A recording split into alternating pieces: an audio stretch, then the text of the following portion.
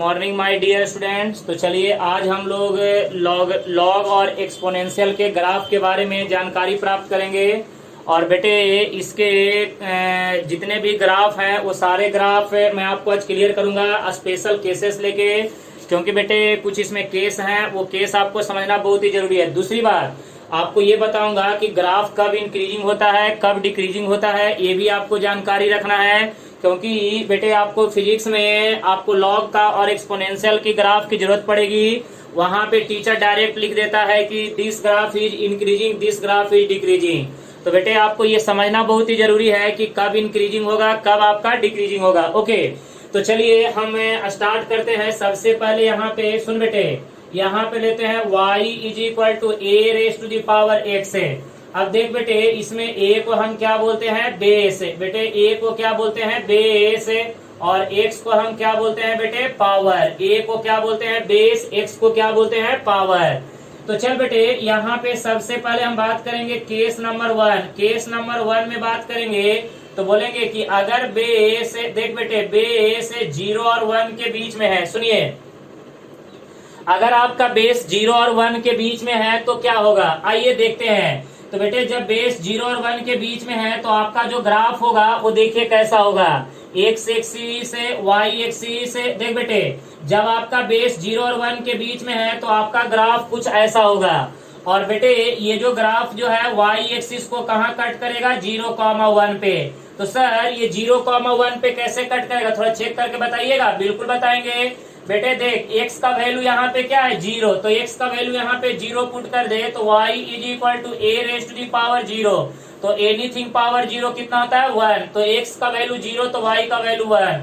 तो बेटे x axis को कहाँ पे, किस पॉइंट पे कट करेगा, बोलो ना, 0,1 पे। कहाँ पे कट करेगा बेटे, 0,1 पे। तो एक बात याद रखना कि आपका जो एक्सपोनेंशियल का जो ग्राफ होता है वो y एक्सिस को कहाँ कट करेगा, 0,1 पे। अब देख बेटे अब हमें पता करना है कि ये वाला ग्राफ इंक्रीजिंग होगा या डिक्रीजिंग। तो कर्व के ऊपर कहीं पे भी एक पॉइंट सेलेक्ट करना और उस पॉइंट पे क्या ड्रॉ करना बेटे, टेंजेंट ड्रॉ करना। उस पॉइंट पे क्या ड्रॉ करना, टेंजेंट। चल बेटे हमने टेंजेंट ड्रॉ कर दिया। अब देख बेटे उसके बाद एक्स एक्सिस से उसका एंगल मेजर करना, ये वाला एंगल थीटा। अब देख बेटे ये वाला एंगल जो है वो 90 से क्या है, ज्यादा है। 90 से ज्यादा है बट 180 से कम है। बेटे देखिए यहाँ पे थीटा जो है ग्रेटर देन क्या है बेटे, 90 बट लेस देन 180। 90 से ज्यादा 180 से कम, उस एंगल को क्या बोलते हैं, ऑब्ट्यूज एंगल। तो बेटे यहाँ पे थीटा आपका क्या बन गया, ऑब्ट्यूज एंगल। थीटा आपका क्या बन गया बेटे, ऑब्ट्यूज एंगल। ओके, जब थीटा आपका ऑब्ट्यूज एंगल हो गया तो जल्दी से बताइएगा स्लोप का फार्मूला क्या होता है बेटे, tan थीटा।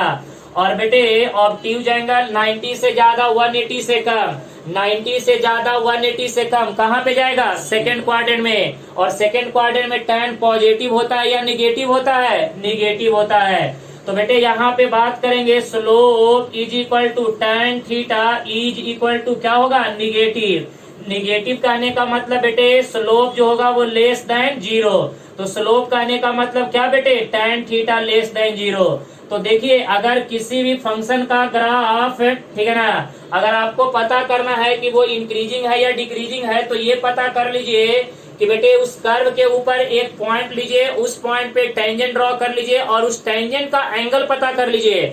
अगर एंगल 90 से क्या होगा, ज्यादा होगा, 180 से कम होगा तो बेटे स्लोप क्या होगा, निगेटिव। और जब स्लोप निगेटिव इसका मतलब है कि आपका ग्राफ कैसा होगा, डिक्रीजिंग। तो बेटे ये वाला आपका ग्राफ क्या हो जाएगा, डिक्रीजिंग ग्राफ। देख बेटे ये आपका क्या हो जाएगा, डिक्रीजिंग ग्राफ, बराबर है ना। तो डिक्रीजिंग ग्राफ, तो ध्यान से देख लीजिएगा यहाँ पे y is equal to a raise to the power x है। जब आपका बेस बेटे 0 और 1 के बीच में है तो वो कौन सा ग्राफ को रिप्रेजेंट करेगा बेटे, डिक्रीजिंग ग्राफ। क्यों, क्योंकि बेटे स्लोप क्या रहा है, निगेटिव। अगर स्लोप निगेटिव होगा तो आपका ग्राफ क्या होगा बेटे, डिक्रीजिंग होगा ऑलवेज। अगर स्लोप निगेटिव होगा तो ग्राफ क्या होगा बेटे, हमेशा डिक्रीजिंग होगा। तो अब आइए केस नंबर 2 में आते हैं। केस नंबर 2 में चल बेटे यहाँ पे समझना और एंजॉय करना, अच्छे से समझते चलना। कहीं पे भी डाउट्स होगा तो पूछते चलना, मैं दोबारा एक्सप्लेन कर दूंगा। चल बेटे अब हम आते हैं केस नंबर 2 पे। केस नंबर 2 पे आ जा और देखना और अच्छे तरह से समझ लेना।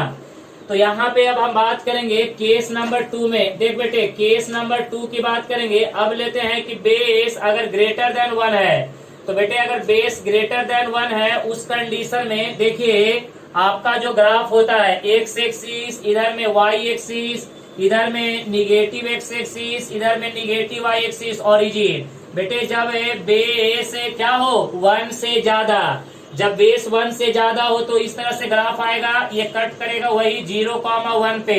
ये किसका ग्राफ हुआ y is equal to a raise to the power x का, कब जब बेस ग्रेटर देन 1 है। ओके गाइस, चलो अब हमको पता करना है कि ये इंक्रीजिंग है या डिक्रीजिंग है। तो वही मेथड, पहले कर्व के ऊपर एक पॉइंट सेलेक्ट करो कहीं पे भी। अब इस पॉइंट से तुम क्या ड्रॉ करो बेटे, टेंजेंट ड्रॉ करो। ड्रॉ कर दिए, ये आपका क्या हो गया बेटे टेंजेंट, ये आपका हो गया टेंजेंट, राइट ना। अब देख बेटे ये वाला जो एंगल है एक्स एक्सिस से ये वाला एंगल को थीटा पकड़ लेंगे। यहाँ पे देख अगर यहाँ पे परपेंडिकुलर ड्रॉ करते हैं, सुनो यहाँ पे परपेंडिकुलर ड्रॉ करते हैं तो ये वाला एंगल 90 से कम है या, क्योंकि ये देखो ना इतना सा एंगल 90 है तो ये वाला एंगल 90 से कम होगा। तो बेटे यहाँ पे थीटा क्या है लेस देन 90। बेटे जब थीटा का वैल्यू 90 से कम और 0 से बड़ा होगा तो उसे हम क्या बोलेंगे, एक्यूट एंगल। तो भाई साहब यहाँ पे थीटा जो है आपका कौन सा एंगल है, एक्यूट एंगल। तो बेटे ये आपका हो गया एक्यूट एंगल। तो बेटे थीटा एक्यूट एंगल, तो जरा बताइएगा इसका slope is equal to tan theta. और बेटे थीटा जब 90 से कम है और 0 से बड़ा है इसका मतलब फर्स्ट क्वाड्रेंट में, और फर्स्ट क्वाड्रेंट में आपका tan क्या होता है पॉजिटिव। तो tan थीटा जो होगा वो हमेशा क्या होगा बेटे पॉजिटिव। इसका मतलब आप बता दीजिए स्लोप इज इक्वल टू क्या होगा बेटे, tan theta is always greater than 0। तो यहाँ पे भी तो बोल सकते हैं ना कि स्लोप ग्रेटर देन 0, या और स्लोप कहने का मतलब tan थीटा ग्रेटर देन 0। तो बेटे जब स्लोप ग्रेटर देन 0 इसका मतलब क्या होगा बेटे, इंक्रीजिंग फंक्शन। क्या होगा, इंक्रीजिंग फंक्शन। समझ रहे बात। तो इसका मतलब है कि अगर स्लोप अगर पॉजिटिव आता है ग्रेटर देन 0 इसका मतलब क्या होगा बेटे, इंक्रीजिंग ग्राफ या फिर इंक्रीजिंग फंक्शन, जो बोल लीजिए, बोथ आर सेम। तो slope positive increasing graph, slope अगर निगेटिव डिक्रीजिंग ग्राफ, बराबर है ना। तो आप आज के बाद कहीं किसी भी ग्राफ को आप चेक करके बता सकते हैं कि वो ग्राफ इंक्रीजिंग है या डिक्रीजिंग है। आपको टेंशन लेने की जरूरत नहीं है, सिर्फ क्या करने का, ग्राफ के ऊपर एक पॉइंट लेने का, उस पॉइंट से टेंजेंट ड्रॉ करने का और फिर देखने का वो टेंजेंट एक्स एक्सिस से एक्यूट एंगल बना रहा है या ऑब्ट्यूज एंगल बना रहा है। अगर ऑब्ट्यूज एंगल बना रहा है तो स्लोप क्या होगा बेटे, निगेटिव होगा, और एक्यूट एंगल बना रहा है तो स्लोप क्या होगा, पॉजिटिव होगा। और अगर स्लोप निगेटिव होगा तो बेटे आपका ग्राफ क्या होगा, डिक्रीजिंग होगा, और अगर स्लोप पॉजिटिव होगा तो ग्राफ क्या होगा बेटे, इंक्रीजिंग होगा। तो चलिए ये आपका एक्सपोनेंशियल के 2 ग्राफ हो गए, ये दोनों को याद रखिएगा। चल बेटे अब हम लॉग का ग्राफ के बारे में डिस्कशन करने जा रहे हैं, समझिएगा ध्यान से। लॉग के भी टोटल 2 ग्राफ हैं, जैसे एक्सपोनेंशियल के 2 ग्राफ उसी तरह से लॉगरिथमिक के भी 2 ग्राफ। चल बेटे यहाँ पे अब हम बात करेंगे, देख यहाँ पे y इज इक्वल टू, यहाँ पे देख log x at the base of a। चल बेटे log x at the base of a, यहाँ पे आपको कंडीशन पता है a greater than 0, a not equal to 1, x greater than 0, right. चल बेटे यहाँ पे भी केस 1 बात करेंगे। केस 1 देख बेटे, इफ अगर बेस का वैल्यू अगर 0 और 1 के बीच में है, सुन बेटे अगर बेस आपका 0 और 1 के बीच में है उस कंडीशन में क्या होगा। तो यहाँ पे अगर आप देखना चाहेंगे तो देख लीजिए। तो भाई साहब ये आपका एक्स एक्सिस, ये आपका वाई एक्सिस, ये आपका निगेटिव एक्स एक्सिस, ये आपका निगेटिव वाई एक्सिस। अगर बेस 0 और 1 के बीच में है तो आपका लॉग का ग्राफ ऐसा होगा। और बेटे ये कट कहाँ करेगा, 1,0 पे। 1,0 पे सर 1,0 पे कैसे, आइए बताता हूँ। बेटे x का वैल्यू कितना है बेटे, x का वैल्यू 1 लिए ना, तो y इज इक्वल टू ये बता log x at the base of a। तो y इज इक्वल टू देख बेटे log 1 eight the base of a। log 1 का कीमत क्या होता है 0, तो x का वैल्यू 1 तो y का वैल्यू 0। ओके गाइस, चलिए ये तो पता चल गया। अब हमें पता करना है कि ये ग्राफ इंक्रीजिंग होगा या डिक्रीजिंग होगा। तो सिंपल तो है बेटे। अब देखो यहाँ पे कुछ नहीं करो, यहाँ पे कर्व के ऊपर एक पॉइंट ले लो, यहाँ पे टेंजेंट ड्रॉ कर लो यहाँ पे टेंजेंट ड्रॉ कर लिए। अब बताओ कि एक्स एक्सिस से ये वाला एंगल 90 से कम होगा या 90 से ज्यादा होगा? ऑब्वियसली 90 से ज्यादा होगा, 180 से कम होगा। तो बेटे यहाँ पे थीटा जो है वो क्या है बेटे? ग्रेटर देन कितना है? 90। Theta greater than 90 but less than 180। इसका मतलब कि थीटा एक्यूट होगा या ऑब्ट्यूज होगा? ऑब्ट्यूज एंगल, राइट ना, ये हो जाएगा ऑब्ट्यूज एंगल। तो जब आपका थीटा ऑब्ट्यूज एंगल होगा तो बेटे स्लोप का फॉर्मूला क्या होता है? Slope is equal to tan theta. बोल बेटे, slope is equal to tan theta. इसका मतलब बता दे कि slope is equal to tan theta कहने का मतलब क्या? निगेटिव, क्योंकि थीटा जो है वो आपका क्या हो गया बेटे? ऑब्ट्यूज। ऑब्ट्यूज कहने का मतलब सेकंड क्वाड्रेंट में tan निगेटिव। इसका मतलब बेटे कि स्लोप जो हो गया वो क्या हो गया? Less than 0। इसका मतलब है कि tan थीटा लेस देन 0। अगर स्लोप लेस देन 0 इसका मतलब फंक्शन क्या होगा? इंक्रीजिंग या डिक्रीजिंग? डिक्रीजिंग। तो बेटे यहाँ पे ये जो ग्राफ है वो कैसा ग्राफ है? डिक्रीजिंग ग्राफ, बराबर है ना। ये कैसा ग्राफ है बेटे? डिक्रीजिंग ग्राफ, राइट ना। ये आपका हो जाएगा डिक्रीजिंग ग्राफ, समझ रहे बात? तो यहाँ पे देख लीजिए, ये आपका जो ग्राफ है बेटे कैसा ग्राफ हुआ? डिक्रीजिंग ग्राफ हुआ। क्यों? क्योंकि बेटे यहाँ पे हमें पता चल गया कि स्लोप निगेटिव आया। जैसे ही स्लोप निगेटिव आया इसका मतलब है कि आपका ग्राफ क्या होगा बेटे? डिक्रीजिंग ग्राफ होगा। क्या होगा बेटे? डिक्रीजिंग ग्राफ होगा। तो ये सब चीज बहुत ही इंपॉर्टेंट है। कब इंक्रीजिंग ग्राफ होगा, कब डिक्रीजिंग ग्राफ होगा, ये आपको समझना बहुत ही जरूरी है। तो जितना जल्दी हो सके इस टॉपिक को समझ लीजिए, क्योंकि बहुत ही काम का है। ये आपका बहुत ही अच्छे तरह से आपको आगे काम आने वाला है। अब आइए, अब हम बात करेंगे इसी का केस नंबर 2। चल बेटे, केस नंबर 2 की बात करते हैं। जरा देखना ध्यान से, केस नंबर 2 समझना अच्छे से। केस नंबर 2 को अच्छे तरह से देखते चलो, कहीं पे भी डाउट्स होगा तो पूछ लेना। चल बेटे, अब हम बात करेंगे केस नंबर 2 का। देखना यहाँ पे केस नंबर 2 की बात करेंगे। केस नंबर 2 देख बेटे, केस नंबर 2 में बोलेंगे इफ ए ग्रेटर देन 1। अगर बेस जो है लॉग का बेस 1 से बड़ा है, तो बेटे अगर लॉग का बेस अगर 1 से बड़ा है तो क्या होगा? X axis, Y axis, negative X axis और ये बेटे निगेटिव वाई एक्सिस। अब देख बेटे, जब बेस 1 से बड़ा है तो ग्राफ ऐसा होगा। सुनो, अब ये एक्स एक्सिस को कहाँ पे एक्स एक्सिस को 1,0 पे। ओके, चल बेटे अब जरा देख लेना, यहाँ पे हमने एक पॉइंट सेलेक्ट किया, यहाँ से टेंजेंट ड्रॉ कर ले यहाँ से टेंजेंट, यहाँ से हम टेंजेंट ड्रॉ कर लेते हैं। तो जरा बता, ये वाला एंगल 90 से क्या होगा? ऑब्वियसली कम होगा। 90 से क्या होगा बेटे? कम होगा। तो चल बेटे यहाँ पे देख ले कि आपका जो थीटा है वो less than 90 but greater than 0। तो एंगल अगर 90 से कम हो और 0 से बड़ा हो इसका मतलब एक्यूट है। तो बेटे आपका जो थीटा जो होगा वो कौन सा एंगल होगा बेटे? Acute angle.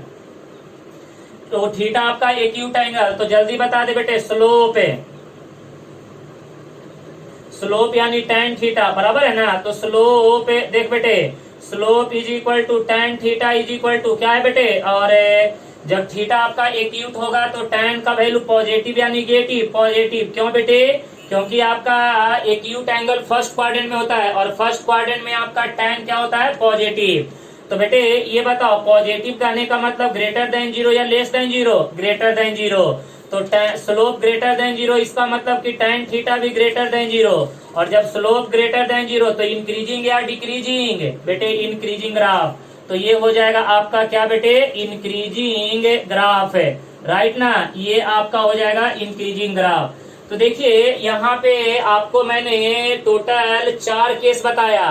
तो जरा समझ लीजिए, क्योंकि बेटे ये चारों ग्राफ जो है मैं कभी भी आप लोग से पूछ सकता हूँ, कभी भी बनवा सकता हूँ, इसीलिए आप लोग अच्छे तरह से इसको रिमेम्बर रखिएगा। क्यों?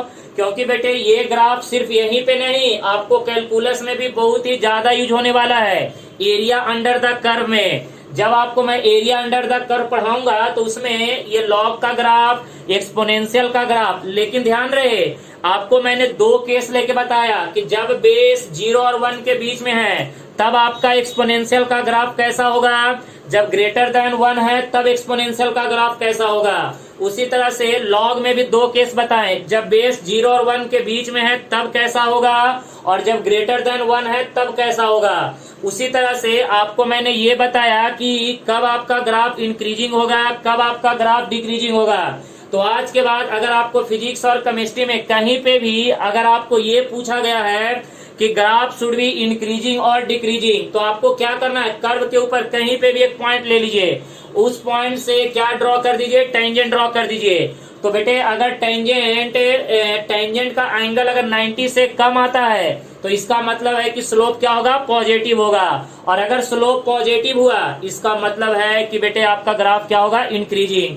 लेकिन बेटे कुछ ग्राफ ऐसे होंगे कि कुछ पॉइंट पे इंक्रीजिंग होंगे, कुछ पॉइंट पे डिक्रीजिंग होंगे, वैसा भी मैं आपको ग्राफ बताऊंगा, टेंशन लेना नहीं है। क्योंकि बेटे ऐसा हम नहीं बोल सकते हैं कि हर ग्राफ या तो स्ट्रिक्टली इंक्रीजिंग होगा या तो स्ट्रिक्टली डिक्रीजिंग होगा। हाँ, कुछ ग्राफ ऐसे होंगे कि कुछ पॉइंट पे इंक्रीजिंग होगा, कुछ पॉइंट पे डिक्रीजिंग होगा, तो उसको हम स्पेशल केस में देखेंगे, उसके लिए कोई दिक्कत लेने की जरूरत नहीं है। ओके गाइस, तो आई होप ये टॉपिक आपको समझ में आया होगा। तब तक के लिए गुड लक।